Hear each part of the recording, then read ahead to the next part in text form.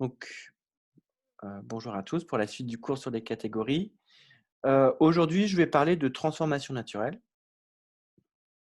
Peut-être rapidement, avant de commencer, un petit peu d'histoire des catégories. Les, mmh, les La théorie des catégories, elle s'est développée, heu, vers, début des catégories. C'est à peu près 1942-1945, cette période-là, et c'est 2 mathématiciens, américains, Eilenberg et MacLane. Et je suis pas vraiment au fait, alors MacLane, ça s'écrit pas comme ça. Je suis pas vraiment au fait de ce qu'ils faisaient comme maths, mais à mon avis, c'était plutôt ouais, c'est de la topologie. Eux, ils faisaient de la topologie et ils faisaient des choses de topologie algébrique. Ils faisaient des choses de plus en plus compliquées. À un moment donné, ils ont ressenti le besoin de définir un cadre qui leur permettait d'exprimer certaines choses. Ils voulaient juste arriver à dire quelque chose et ils ont créé les catégories pour dire ces choses. Donc ça, c'est le début de la théorie des catégories. C'est très lié à la topologie algébrique. Et ensuite, ça a été développé sous l'impulsion de Grothendieck. Grothendieck a énormément fait pour la théorie des catégories. Il a fait ça dans les années 60, années 60-70. Et il a vraiment utilisé la théorie des catégories en dehors de la topologie algébrique. Il a utilisé la théorie des catégories en géométrie algébrique. Et en, il a en fait développé, il n'a pas juste utilisé la théorie des catégories en géométrie algébrique, il a aussi inventé plein de notions de théorie des catégories. Par exemple, un exemple, il a fait une sorte, de théorie de Galois catégorique. Théorie de Galois catégorique qui permet de traiter en un seul coup. Donc exemple, de choses qu'a fait Grothendieck. Si j'ai K, une extension de petit k, extension de corps,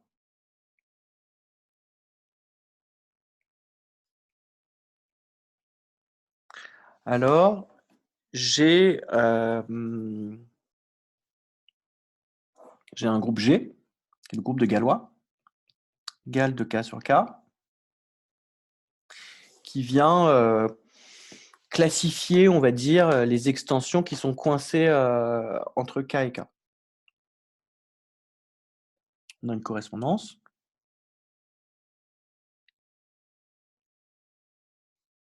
entre les extensions qui sont coincées entre K et K et les sous-groupes distingués du groupe de K. Voilà.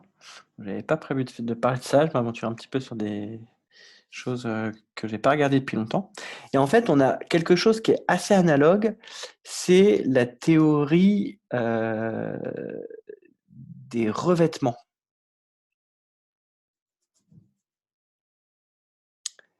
Et revêtements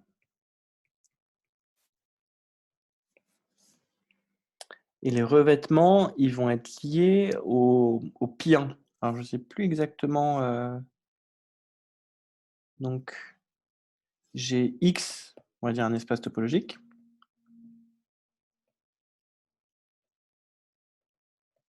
et je m'intéresse à l'ensemble des revêtements de X. Alors un revêtement de X, c'est un espace, exemple de revêtement, le cercle Et je peux faire au-dessus du cercle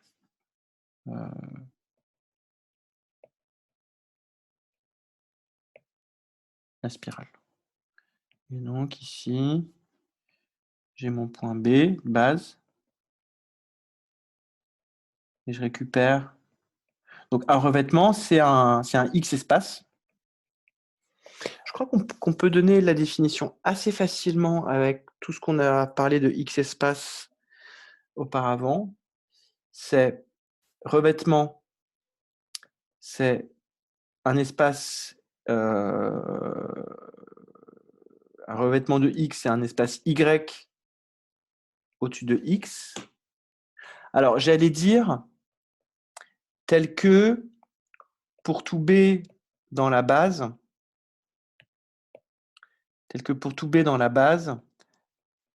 la fibre XB soit discrète.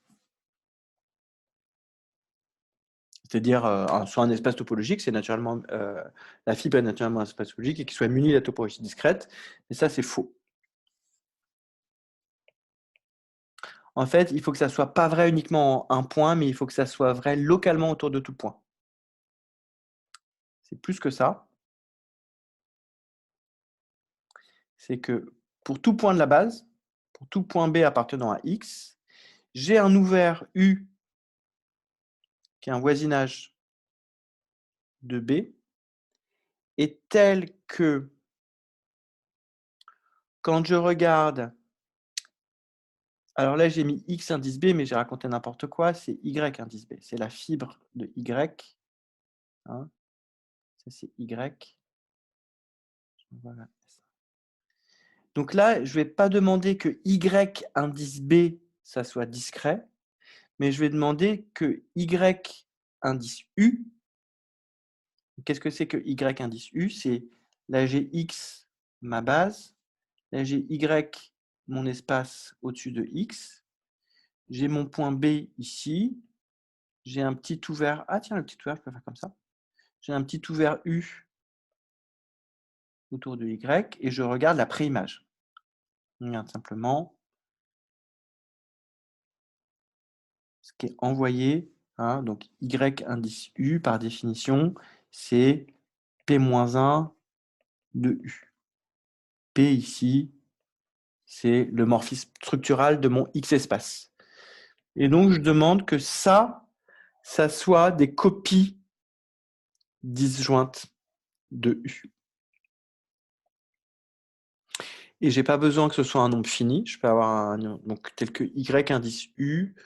Est-ce qu'on s'impose dénombrable? Je ne pense pas. Tel que Y indice U soit une réunion disjointe de copies de U. Donc ça, comment ça se dit? IE, pour tout B dans ma base, point de ma base, j'ai un voisinage U de mon point de ma base, et j'ai un espace topologique que je vais appeler grand F, espace topologique discret, tel que, eh bien, l'image réciproque au-dessus de mon petit ouvert, ça soit homéomorphe à la fibre discrète croix U.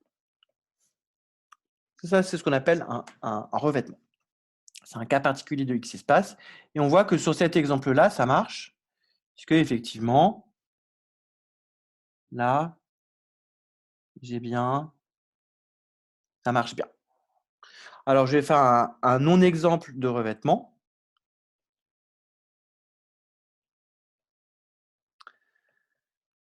Un non-exemple de revêtement, eh bien, je vais regarder la droite R et je vais regarder au-dessus de R la croix. Et je vais projeter comme ceci. Donc ça, c'est mon espace Y que j'envoie au-dessus de R. Si on voulait le dire formellement, Y, c'est l'ensemble des couples XY appartenant à R2, tel que y égale x, la croix, et mon application P qui va de y dans R, eh bien, alors qu'est-ce que je raconte? Tel que y égale x, et j'ai aussi, non, tel que valeur absolue de y égale, est-ce que je, ouais, c'est ça, tel que x est égal à plus ou moins y. On va se le mettre comme ça plutôt. Tel que y est égal à plus ou moins x. Donc c'est la réunion de la première bisectrice et l'autre bisectrice.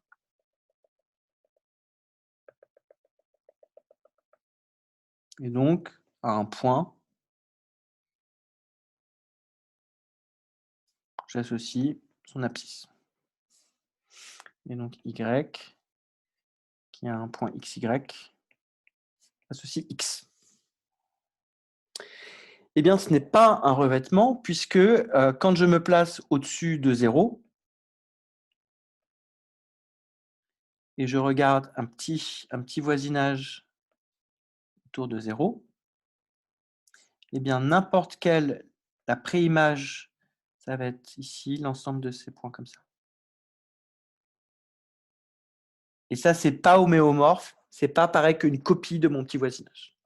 Alors que partout ailleurs, en revanche, ça marche. Si je me place en -2, là, je vais bien avoir que quand je regarde la préimage de -2, j'ai ce petit bout d'espace et ce petit bout d'espace. Donc voilà, un revêtement, c'est au-dessus de chaque point, ça ressemble vraiment localement à l'ensemble. Et donc, on peut regarder l'ensemble des revêtements au-dessus d'un espace donné. Et ça, c'est classifié par le pi1. Donc, revêtement de X. Et on a à ce moment-là, on a une correspondance. On a une correspondance entre, d'un côté, des revêtements de grand X, et de l'autre côté, ça va correspondre, j'imagine pareil, au sous-groupe distingué.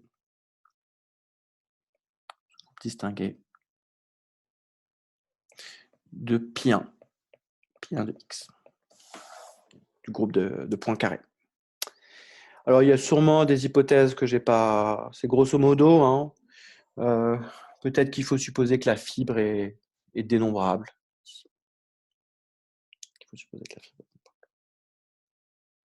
Et donc, de ce point de vue-là, Grothendieck, il s'est amusé dans SGA1. SGA, c'est le séminaire de géométrie algébrique du Bois-Marie. C'était là où il avait lieu. C'est dans le Val d'Oise. Non. Orsay, c'est Val d'Oise ou c'est pas très loin d'Orsay? Essonne. Non, c'est plutôt l'Essonne. C'est l'Essonne. Donc c'est dans l'Essonne, c'est au sud de Paris. Séminaire de géométrie algébrique, dans les locaux de ce qui est ou ce qui deviendra l'IHES, l'Institut des hautes études scientifiques, qui est un institut scientifique qui a été fondé sur le modèle du IAS, Institute of Advanced Studies de Harvard, qui est un institut privé qui héberge des très très grands chercheurs en maths et en physique, et qui pour le coup a été créé, l'IHES a été créé pour Grothendieck. C'est-à-dire que les mecs se sont rendus compte qu'on a un mec qui est hyper fort, et ils ont créé un institut pour pouvoir organiser une sorte d'école de pensée autour de lui. Et donc toutes les semaines, il y avait le séminaire de Grothendieck. Je ne sais pas s'il y a un jeu de mots qui fait exprès entre SGA et Grothendieck, Alexander. Et il a aussi écrit les EGA, les éléments de géométrie algébrique. C'est ces deux de ses très grands travaux, c'est EGA et SGA. EGA, c'est un traité de mathématiques qu'il a écrit avec Dieudonné, Alexandre Dieudonné.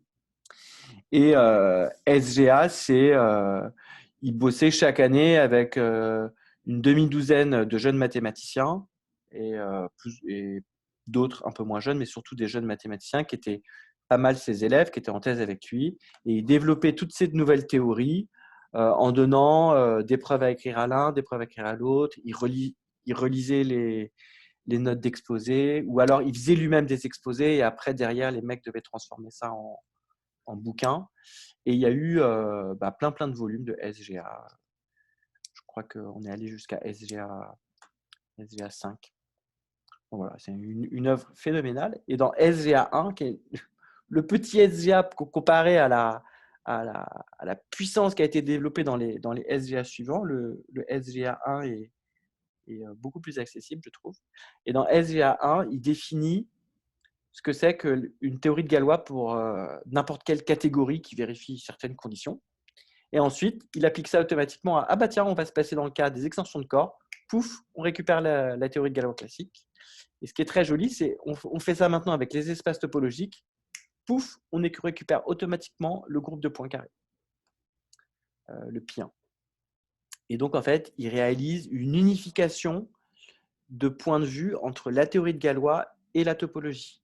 Et il commence à mettre en œuvre quelque chose qui existe avant lui, mais qu'il a énormément développé, qui est une vision géométrique de l'algèbre.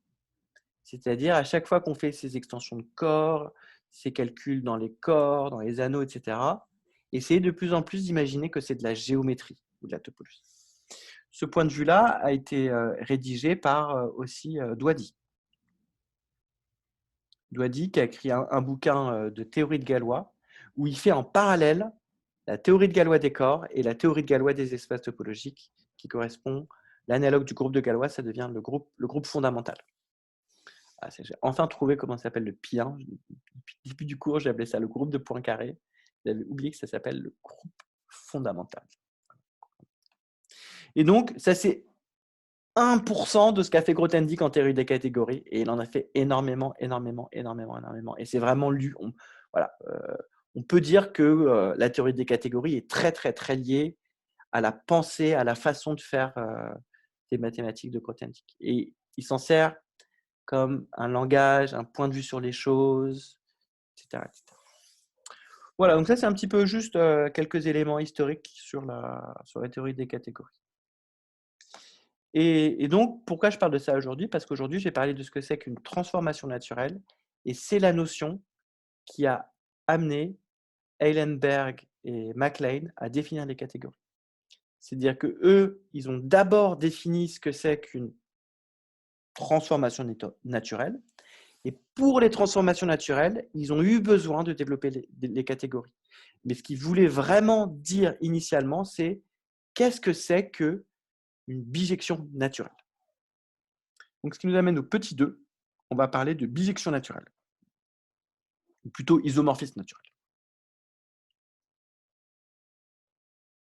Isomorphisme naturel. Et ici, je vais commencer par un non-exemple.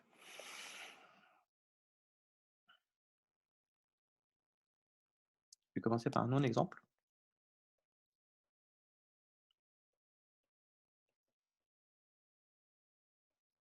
Non-exemple, soit K un corps, et soit E, un K espace vectoriel de dimension finie. Un K espace vectoriel de dimension finie n. P égale à 1. Alors, on sait que E est isomorphe dans la catégorie des K espaces vectoriels à K puissance n. Bon, c'est vraiment, comme je dirais à mes élèves, ça c'est bateau. Voilà, un espace vectoriel de dimension n, il est isomorphe à K puissance n. Mais cet isomorphisme n'est pas naturel. Mais Ça s'appelle naturel, c'est canonique ou c'est la même on ne chose sait dans ton pas vocabulaire encore. ou pas? Pour l'instant, on n'a pas de définition. On part juste d'une notion informelle. On part d'une notion De informelle. naturel, d'accord, Ouais. ok. Correct. Cet isomorphisme n'est pas naturel. Alors, c'est un peu différent de canonique. En fait, naturel, on va avoir une définition mathématique de ce que c'est que naturel. Et canonique, c'est un peu différent. Pour moi, par exemple, on va parler de base canonique. La base canonique de, je sais pas, K crochet X. Elle n'est pas naturelle, mais on aime bien travailler avec celle-là. On aime bien travailler avec celle-là. Et donc, canonique, c'est un peu, c'est pas naturel, mais bon, ça l'est presque. C'est des notions qui sont un peu, qui sont proches, mais qui sont distinctes quand même. Canonique, on parle souvent, c'est ce que j'explique à mes élèves quand je leur introduis ce mot-là, canonique, c'est que on parle souvent, on le retrouve dans le langage courant, les canons de la beauté, les canons esthétiques. Et ils ne sont pas naturels, parce que par exemple, au XIXe siècle, les canons esthétiques pour la beauté, pour l'apparence physique des femmes, c'était d'avoir, je sais pas, la peau très blanche, d'avoir l'air très frêle. Alors que les canons esthétiques pour l'apparence des femmes dans les années 90, 1990, c'était au contraire d'avoir un teint extrêmement bronzé, etc. Donc on voit qu'il y a quelque chose qui n'est pas universel. Alors que naturel, c'est quelque chose qui est intemporel, qui ne dépend pas du tout des conditions, des contingences, des choses un petit peu particulières. Donc ici, évidemment, cet isomorphisme n'est pas naturel, je mets des guillemets, car on a besoin d'une base. Hein, on a besoin d'une base de E pour définir un tel iso.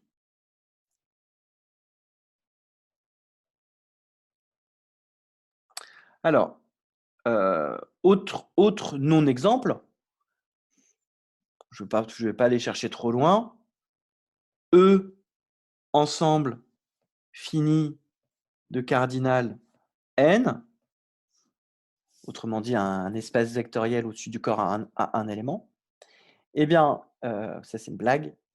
Donc, revenons soyons plus sérieux. E un ensemble fini de cardinal n, alors E est isomorphe dans la catégorie des ensembles à un n. Pareil. Cet isomorphisme n'est pas naturel, il nécessite le... Pas naturel. On n'a pas encore défini ce que ça veut dire naturel, mais on va voir un petit peu. Voilà. Alors, j'ai préparé une longue liste d'isomorphismes naturels. J'ai fait ça pendant les vacances.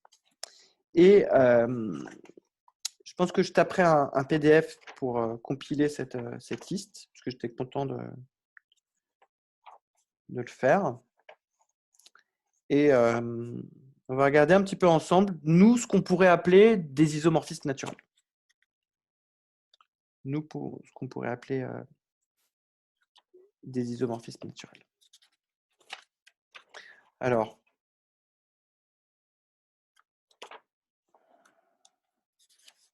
est-ce que vous avez... Donc, maintenant, on va passer aux exemples.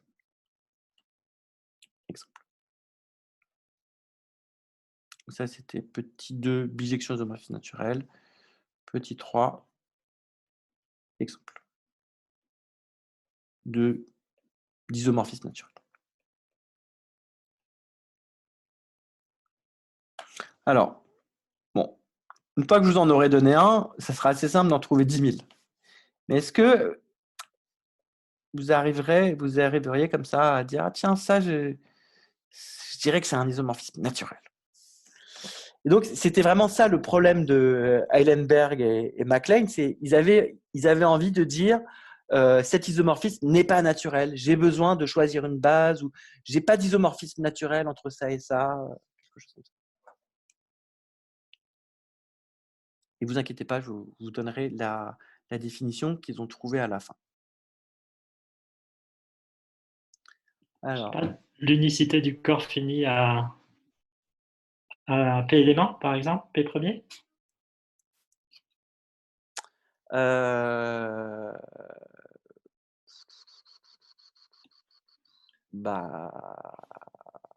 L'unicité.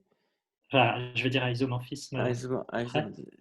Donc, c'est-à-dire que si je fixe un corps à P éléments, alors je réfléchis si ça a marché.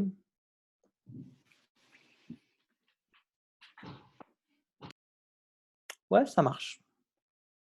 Donc, si K est de cardinal P, alors K est isomorphe dans la catégorie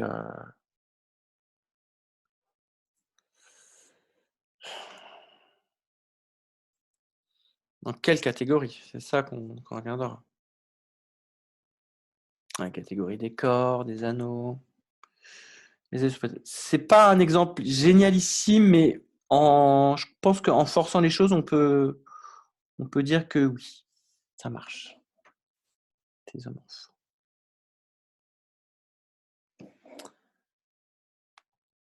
Et cet isomorphisme est naturel.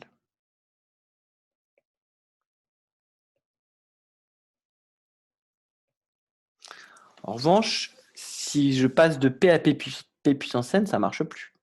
Parce que j'ai plusieurs, déjà j'en ai pas un. Donc comment je ferais pour le définir?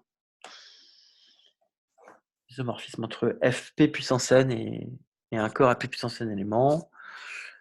J'en ai pas un, parce que sinon ça impliquerait que le groupe de Galois est trivial. Tu veux qu'on cherche plutôt vers les groupes, les anneaux, catégories topologiques Bon, je vais vous donner, mais la réponse. Par exemple, soit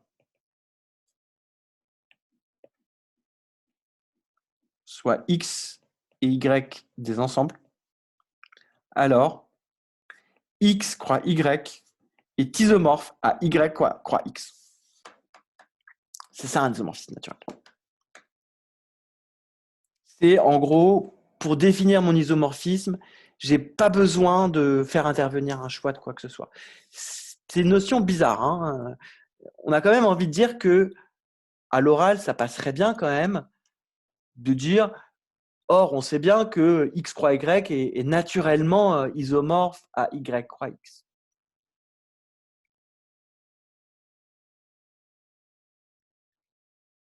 Ça, on verra que c'est un isomorphisme naturel. Alors du coup, ça va marcher pas que pour les ensembles, hein. Ça va marcher pour les groupes. Donc ça, c'est dans la catégorie des ensembles. Mais évidemment, de même, hein, si G1 et G2 sont des groupes, j'ai un isomorphisme entre G1 croix G2 et G2 croix G1. G1 croix G2 est isomorphe à G2 croix G1. Isomorphisme naturel. Il n'y a pas vraiment de notation pour isomorphisme naturel. Est-ce que du coup... Donc en gros, ça veut dire que c'est des isomorphismes qui sont généralement peu intéressants. Parce qu'ils font que exprimer le fait que on fait des choses naturelles, donc on ne peut pas faire 10 000 trucs, on ne peut pas faire des choses qui sont trop compliquées.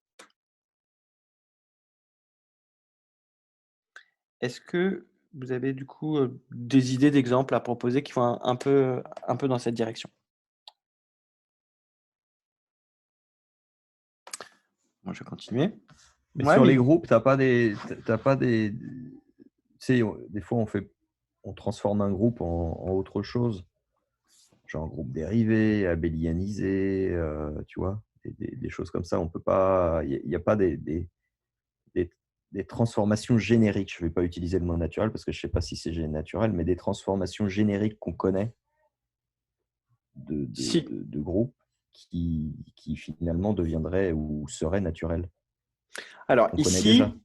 ici, on va regarder le groupe dérivé. Donc, parenthèse, groupe dérivé.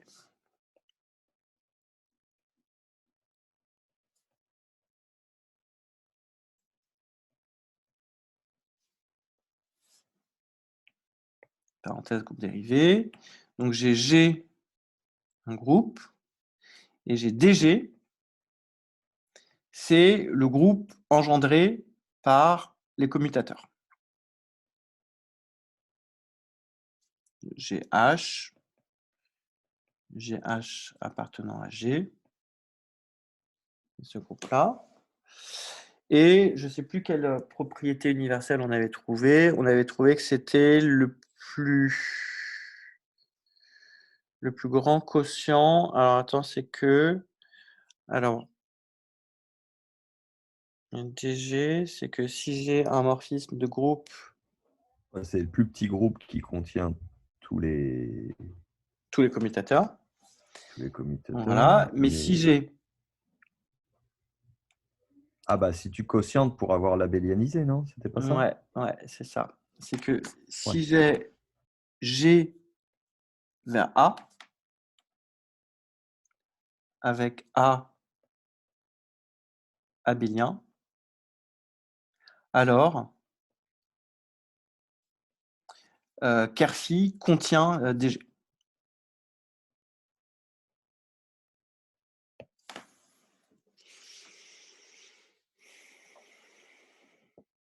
Et donc, je peux factoriser.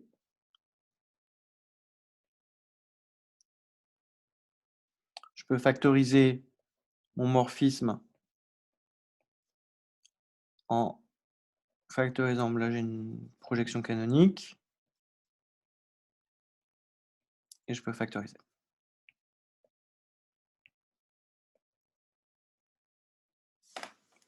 Ça. Et DG, ça va être le plus grand groupe. DG est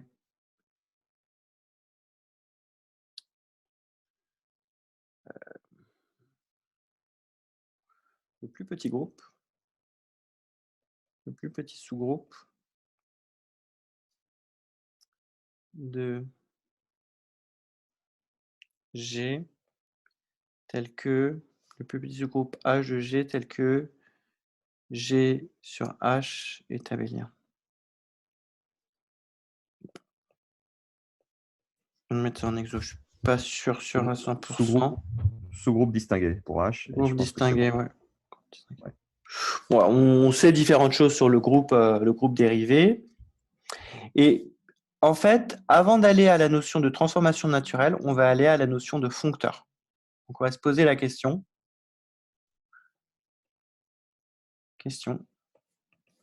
Est-ce que l'application qui a G associe D de G est un foncteur? C'est l'occasion de revenir un petit peu sur cette notion de foncteur.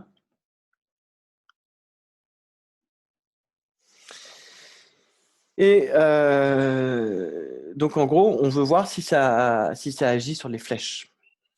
On va voir si ça agit sur les flèches. Donc, on se considère deux groupes, G1 et G2 des groupes. On considère maintenant phi de G1 vers G2. Et la question qu'on a envie de se poser, c'est est-ce que phi, peut-on restreindre phi au groupe dérivé? Peut-on restreindre phi au groupe dérivé?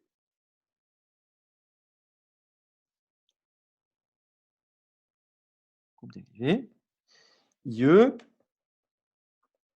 Est-ce que pour tout G ou pour tout X appartenant à D de G1, est-ce que j'ai phi de x qui appartient à D de G2? Question qu'on se pose. Alors, je vais regarder le cas d'un commutateur. Si x est égal à GH, alors phi de x, c'est le commutateur entre phi de g et phi de h. Moi, je me rends compte que je n'ai pas du tout rappelé ce que c'était que le commutateur. On peut peut-être le mettre ici. Le commutateur entre g et h, je ne sais pas d'ailleurs si je vais l'écrire dans le bon sens, mais c'est GH, G-1, H-1. Et on a le fait que GH est égal à E, ça équivaut à G et H commute. Petit rappel. Donc, phi de x, bon, on voit bien, ça marche parfaitement. Et donc, évidemment, le groupe engendré par les commutateurs, c'est le groupe qui est égal au produit de commutateurs. Et donc, phi de x va aussi être un produit de commutateurs. Donc, bilan, pas fait vraiment la preuve, mais si x appartient à DG1, alors x, si vous voulez, ça s'écrit G1, G2, etc., G grand N, où les GI sont des commutateurs. Pour tout i, GI est un commutateur. Et donc, phi de x est aussi un produit de commutateur.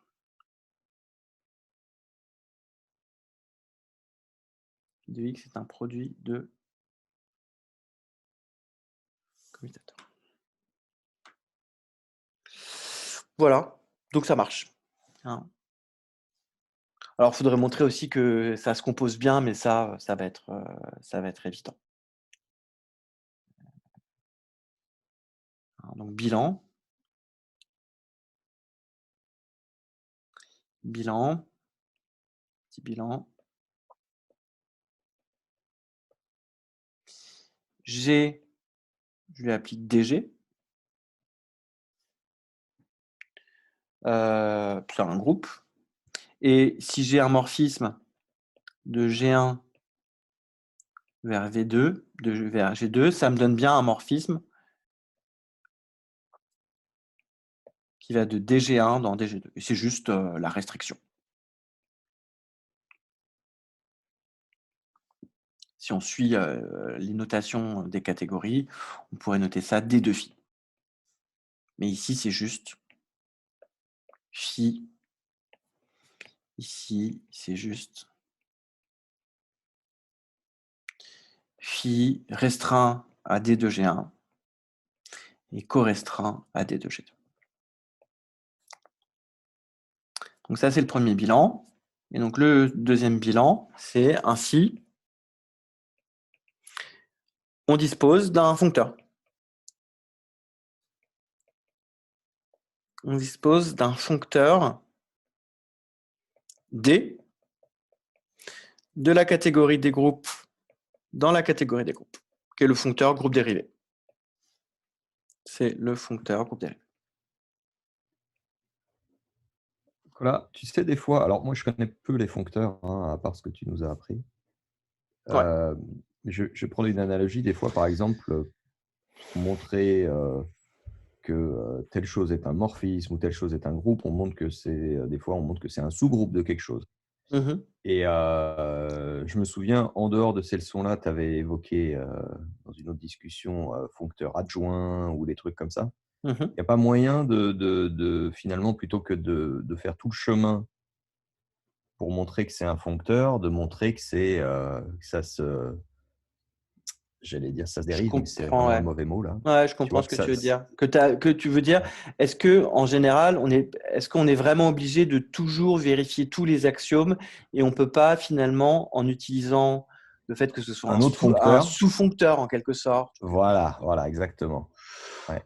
pas trop, non. On pourrait Non, évidemment trouver des cas particuliers où on peut se placer dans ce cadre-là, mais non. En général, d'accord.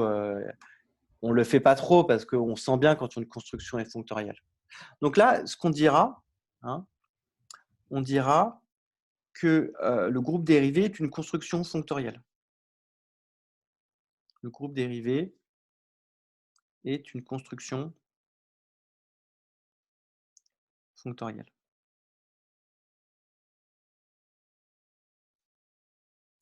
Mais malheureusement, la notion de construction fonctorielle, elle n'arrive pas à finalement capturer cette idée de naturel.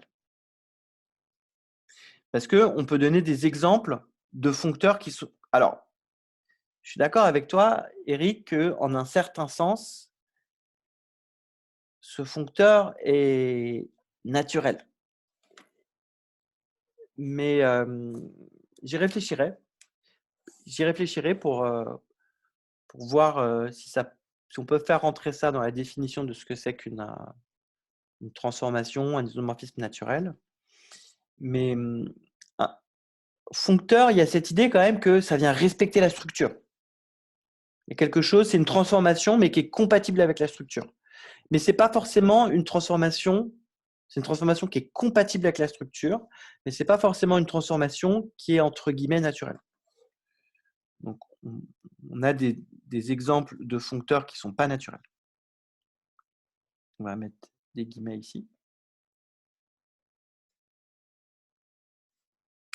Alors, exemple de foncteur pas naturel. Je vais me placer…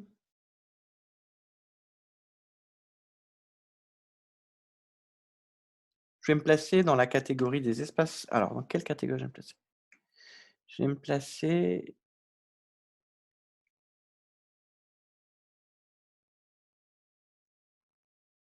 Allez, je vais me placer dans la catégorie…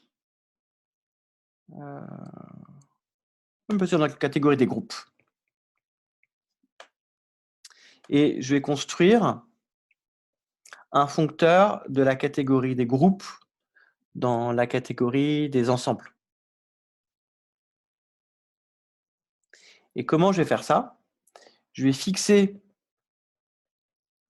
un groupe G0. Donc ça, c'est très important. Je fixe un groupe G0 donné. Et je pose.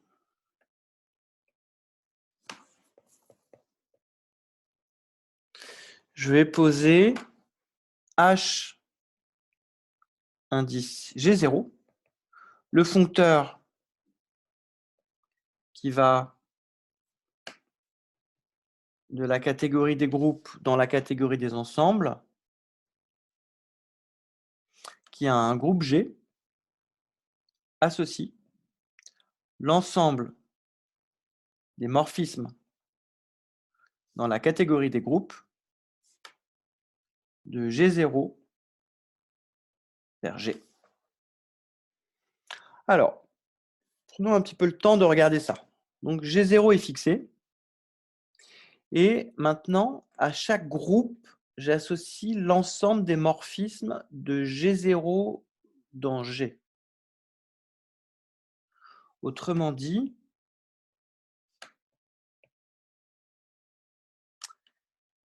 pour un groupe G donné, je regarde les façons dont G0 peut s'envoyer dans mon groupe G. Les morphismes qui peuvent exister entre G0 et G. C'est un peu comme si G0 étant fixé, pour tout G, je regarde comment G0 se comporte par rapport à G. Quelles sont les manières que G0 peut avoir de se situer par rapport à un autre groupe. Donc, pour définir un foncteur, j'ai besoin d'abord de vous dire comment ça agit sur les objets. Ça, c'est bon, je viens de le faire. Si G est un groupe, j'associe comme ensemble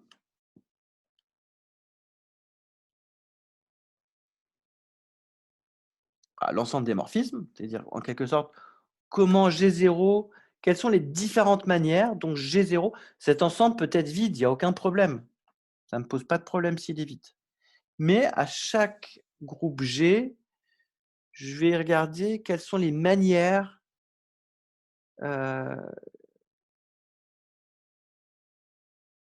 dont G0 peut se transformer, se situer par rapport à G.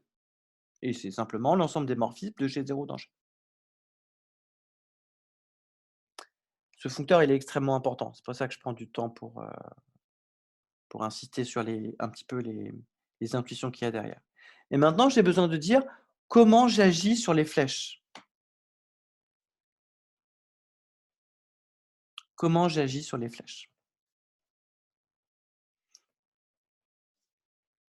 Et une fois que j'aurai défini l'action sur les flèches, en théorie, je devrais vérifier que cette action est compatible. C'est-à-dire que si je regarde que j'ai 2 flèches successives et que je regarde l'action correspondante sur les objets qui sont de l'autre côté, il faut que quand je fasse la composition en bas, ça me fasse la même chose que la composée de l'une et la composée de l'autre. Donc, je considère G et G' des groupes, et je suppose que j'ai une flèche de G vers G', et je veux en déduire une flèche. Donc là, je suis dans le groupe, je suis dans ma catégorie initiale, et je passe dans la catégorie des ensembles. Là, j'ai maintenant H0 de G, et je veux aller dans H0 de G'. Est-ce que c'est possible de faire ça? H0 de G, quelle est sa définition? C'est l'ensemble des flèches de G vers G0. Et H0 de G', sa définition, c'est pareil. C'est l'ensemble des flèches de G' vers G0. Je vérifie que je ne me suis pas trompé de sens. Si, je me suis trompé de sens. C'est G0 vers G. En fait, on a 2 foncteurs comme ça. Je peux le prendre soit au but, soit à l'arrivée. Ici, j'ai décidé de le prendre soit au but, soit au départ. Ici, je l'ai pris au départ. Donc, hop, hop et hop. Est-ce que je peux faire ça? Bien oui, je peux faire ça. Étant donné une flèche phi qui vient me comparer, entre guillemets, me mesurer les relations, je veux lui associer une flèche de G0 dans G', et bien simplement, je prends la composée. Je prends F, phi puis F, qui va de G0 d'abord dans G, puis je compose par F et je vais dans G'. Donc j'ai bien un foncteur. Ça, je pourrais le noter H0F. Et en toute théorie et en toute formalité, ensuite j'aurais besoin de vérifier que si j'ai 3 groupes, G1, alors G1 c'est un peu nul comme choix, je vais les appeler G, G' et G seconde, et que j'ai un premier morphisme F et un deuxième morphisme G, j'ai naturellement, via mon foncteur H indice G0, ah non, je l'ai appelé non, c'est HG0, là j'ai bugué, c'est pas H0, c'est H indice G0. Vous verrez que c'est un foncteur très très important. C'est entre guillemets le foncteur des relations, qui a un objet associe les relations qu'il a avec tout le monde autour de lui. C'est exactement ça. J'ai fixé G0 et je lui associe un foncteur qui va dans la catégorie des groupes, dans la catégorie d'ensemble, qui donc j'ai un objet G0 et je lui associe un foncteur qui est le foncteur de ses relations aux autres groupes, qui étant donné un autre groupe, dit quelles sont mes relations avec cet autre groupe. Et fait ça de façon fonctorielle. Et donc ici, j'ai H, G0, et donc j'obtiens ici les relations que G0 entretient avec G, les relations que G0 entretient avec G', et les relations que G0 entretient avec G seconde. Et ensuite, les transformations, la relation qu'entretient F et la relation F que G entretient avec G', ça va naturellement me dire tiens, tu étais en relation de telle façon avec G, et ben, sachant que G est en relation de telle façon avec G', ça te donne naturellement une relation d'être avec G'. Les amis de mes amis sont mes amis, par exemple. Et donc, il faut vérifier ensuite que ici, j'ai naturellement F puis G, et il faut vérifier que ça me donne bien la même flèche ici. Et on peut le faire, ça n'a aucun intérêt puisque c'est automatique. On l'écrit, on fait oui, ça marche. C'est simple, ça c'est justement l'associativité de la composition. L'associativité de la composition nous donne le fait que ceci est un morphisme. Donc, pourquoi j'ai raconté tout ça? Alors, j'ai passé beaucoup de temps sur cet exemple parce que c'est un exemple qu'on reverra plus tard qui est très, très, très important à suivre avec Yoneda. On parlera de Yoneda, mathématicien japonais, qui a beaucoup parlé de ces objets-là et qui est un des résultats les plus importants de la théorie des catégories. Et qui en gros dit que si je connais les relations de G0 avec tous les autres groupes, je connais G0. Je n'ai pas besoin de savoir les vrais éléments petit x, petit y qui sont à l'intérieur de G. J'ai juste besoin de connaître les relations que G entretient avec tous les autres groupes qui sont autour de lui et je peux en déduire qui est G0. Donc ça, c'est quelque chose qu'on verra plus tard. Et j'ai profité de cet exemple très important pour montrer qu'un foncteur n'était pas forcément naturel, puisque là, le foncteur de la catégorie des groupes dans la catégorie des ensembles, je l'ai construit avec un groupe G0 particulier. Donc, il n'a rien de naturel. C'est comme si j'avais pris une base et que j'avais construit un isomorphisme avec. Là, j'ai pris un groupe G0 et j'en ai déduit un foncteur de la catégorie des groupes dans la catégorie des ensembles. Donc ici, j'ai pris du temps sur cet exemple pour voir que la notion de fonctorialité est très importante, mais ne coïncide pas avec la notion de naturalité. Ici, on est en train d'essayer de trouver une définition mathématique de ce que c'est que naturel. On a envie de dire que le foncteur groupe dérivé est naturel. On a envie de dire que si je suis naturel, je suis fonctoriel. En revanche, ce qui est sûr et certain grâce à cet exemple, c'est que si je suis fonctoriel, je ne suis pas naturel. Et donc, pour terminer de répondre à ta question, Eric, oui, le groupe dérivé, on a envie de dire que c'est naturel, mais pour l'instant, tout ce que je peux dire, c'est que c'est fonctoriel. Et donc, d'une certaine façon, j'ai perdu la partie. Alors, on va continuer sur d'autres exemples. Je sais pas, je pense qu'aujourd'hui, je ne donnerai pas encore aujourd'hui la définition de ce que c'est qu'un isomorphisme naturel, mais on va avoir d'autres exemples. Donc ici, toi, ce que tu as donné, Eric, ce n'est pas vraiment un isomorphisme naturel ou une transformation naturelle, mais tu as donné plutôt une construction naturelle. Moi, je vais essayer de me concentrer sur, étant donné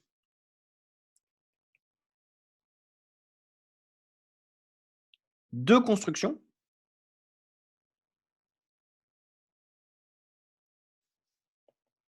trouver un isomorphisme naturel entre ces deux constructions.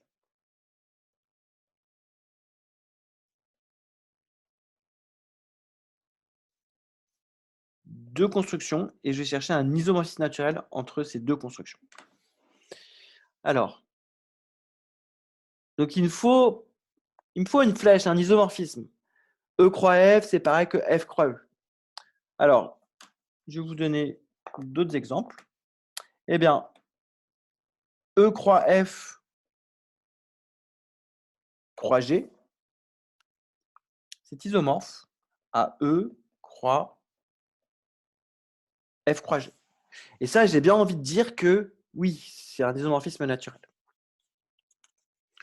Dans la catégorie des ensembles ou dans d'autres catégories. Qu'est-ce que j'ai envie de dire d'autre qui est naturel? J'ai envie de dire que P de E, c'est isomorphe à l'ensemble des fonctions de E dans 0,1. Pareil, j'ai envie de dire que ça, c'est naturel, en fait.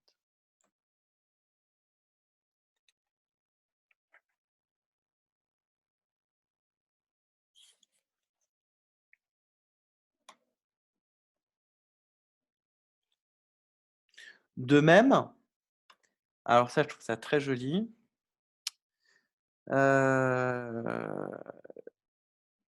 Et je terminerai là-dessus et je continuerai au prochain cours.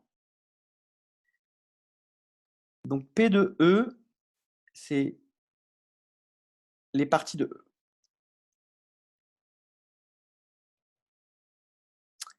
Et ça, c'est l'ensemble des fonctions.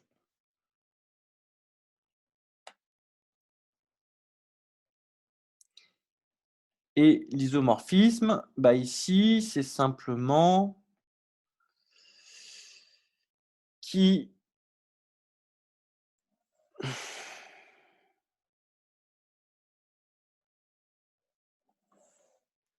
C'est pas la fonction indicatrice. voilà, qui a A associe l'indicatrice de A et qui a F associe la préimage de 1.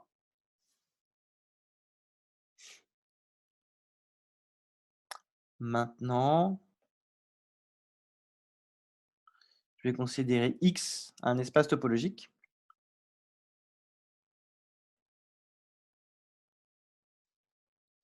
Par quoi je vais remplacer P de E pour X un espace topologique?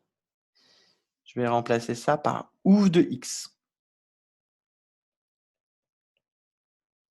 Ouf de X, c'est l'ensemble des ouverts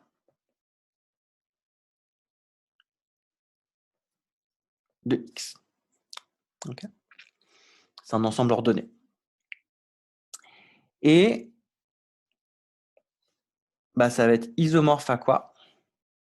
Ça va être isomorphe à l'ensemble des applications continues de X dans 0,1.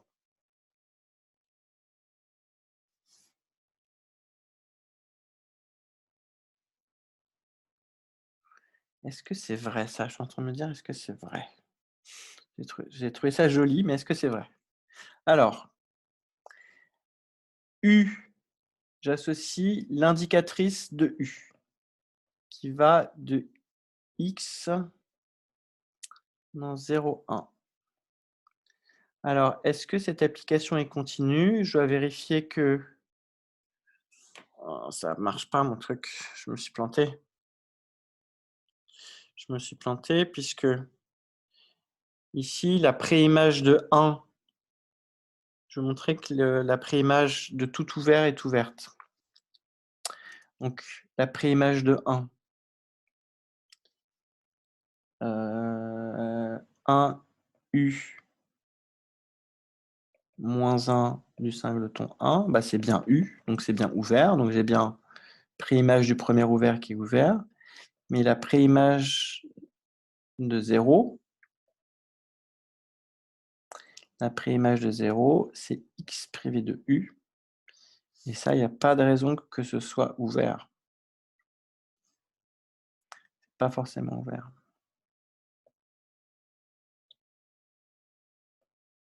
C'est fermé en revanche. Donc on va pouvoir modifier cet exemple, pas forcément ouvert, mais c'est ouvert si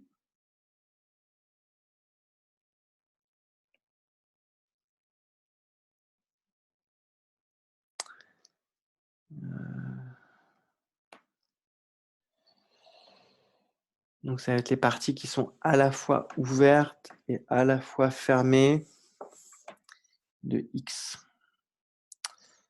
Là, je suis plus trop à l'aise dans ce que je raconte. C'est les ouverts et les fermés.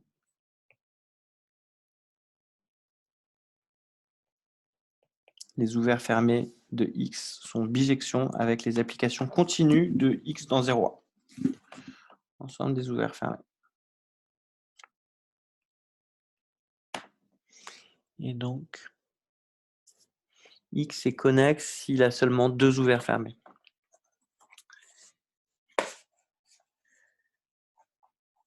Et les ouverts fermés de X, ça va être pareil que, à mon avis, les réunions de composantes connexes de X. Bon, ça marche plus du tout. Je croyais qu'il y avait une sorte de transposition entre P de E est isomorphe à F de E dans 0,1 et ouvert de X est isomorphe à l'ensemble des fonctions continues de X dans 0,1. En fait, c'est plus complexe que ça. Bon, bah, je me suis planté en live. C'est instructif pour vous, peut-être. Pour moi, c'est pas très agréable. Ça s'édite dans la vidéo, tout ça. Ouais. Surtout que tu avais dit juste avant, je fais un dernier truc avant d'arrêter. Ouais. Ah, donc vous voulez vraiment que j'enlève? Ah bah non, je vais laisser. Ouais. Ah bah non. Non, je laisse. Ça fait partie ça fait partie du jeu, je trouve, de dire quelque chose de faux et voilà. Voilà, donc ici, si je veux terminer sur quelque chose de plus fort que ici, ce truc où j'ai finalement changé mon fusil d'épaule en cours de route, c'est plutôt cette partie-là. Hein. C'est que j'ai un isomorphisme, on a envie de dire, ouais, oui, les parties de E, c'est pareil que les fonctions de E dans 0,1. E croix F croix G, c'est pareil que E croix F croix G. On a un peu envie de dire peut-être que isomorphisme naturel, ça serait quand on peut dire c'est pareil que. On va terminer là-dessus. Première définition provisoire. Donc, on dit que X et Y sont naturellement isomorphes.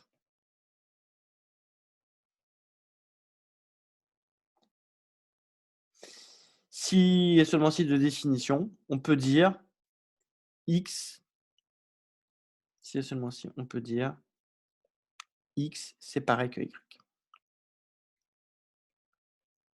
Bon, c'est une définition qui ne veut rien dire, mais on va terminer sur ce bilan provisoire.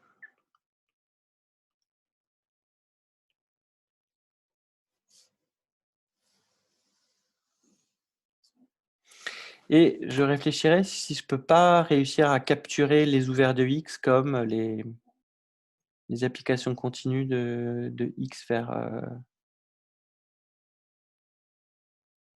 quelque chose.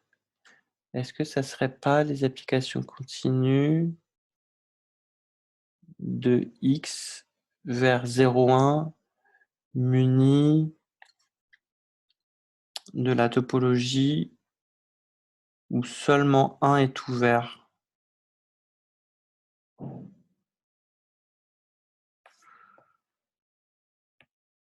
Allez, un petit test final. Je considère l'ensemble 0,1 et je considère comme ouvert de 0,1, je vais mettre l'ensemble vide, le singleton 1 et l'ensemble plein. Je dois vérifier qu'une réunion d'ouverts est ouverte. Ça a l'air de marcher. Et je dois vérifier qu'une intersection d'ouverts est ouverte. Ça a l'air de marcher. Je suis content, je me suis rattrapé. Donc, on munit 0,1 de cette topologie.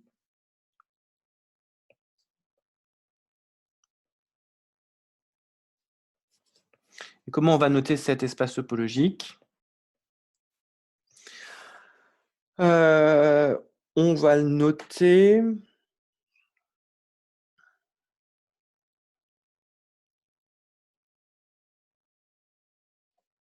Oh, je ne sais pas trop comment le noter.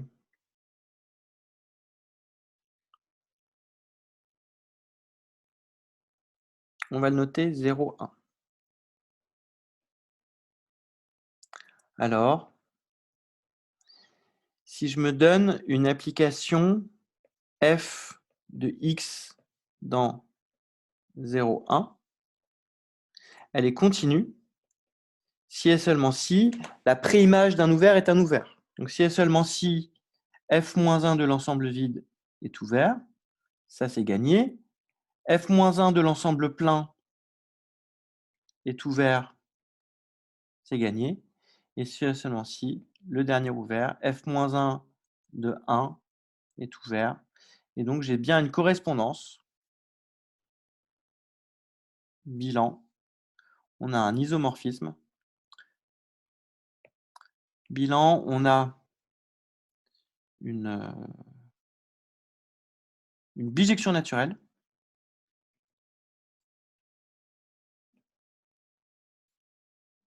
entre, d'un côté, les ouverts d'un espace topologique X et de l'autre côté, l'ensemble des applications continues. Je vais m'enlever mon petit 0. L'ensemble des applications continues de X dans l'ensemble 0, 1. Alors, une petite remarque pour terminer.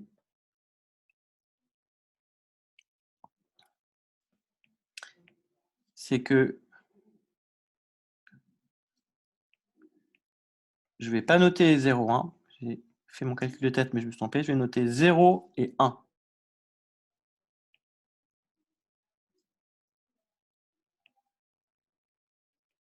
Un petit 0 et un grand 1. Je vais vous expliquer pourquoi j'ai envie de noter ça comme ça. Un petit 0 et un grand 1. Petit 0 et un grand 1. Remarque. Dans cet ensemble, quand je regarde